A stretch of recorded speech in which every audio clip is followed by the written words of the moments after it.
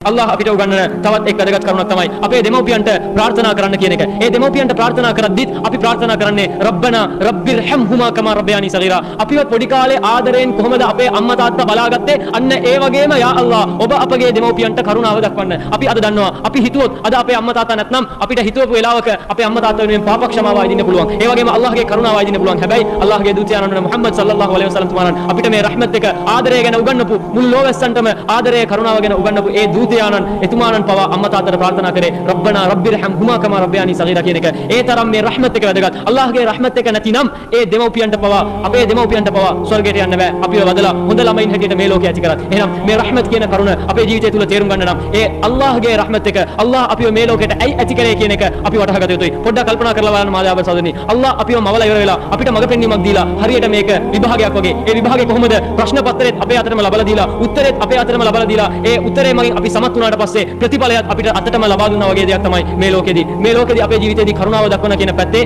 මිනිස්සුන්ට කරුණාව දක්වුවොත් අල්ලාහ්ට කරුණාව ලැබෙනවා. මේ මිනිස්සුන්ට කරුණාව දක්වන කරුණේදී බලන්න කෙනෙක්ගේ ආර්ථිකය හොඳ උදාහරණයක්. Tamanගේ ආර්ථිකයෙන් Taman පොහොසත් වීගෙන යන අතරතුර කෙනෙක් ඇවිල්ලා ණය මුදලක් ඉල්ලනවා නම් ඔහුට ආදරෙන් යම් කිසි දිනයක් නියමිත කරමින් ණය මුදල ලබා දෙන්න ඕනේ. මේ අවස්ථාවේදී කෙනෙක් මම දෙන මුදලට වඩා මේ දිනේදී ඔබ තව ඊට වඩා දෙගුණයක් ලබා දෙන්න කියනවා නම් ඉස්ලාම් එය බලන්නේ අපරාධයක්. එය ඒ පුද්ගලයාට කරන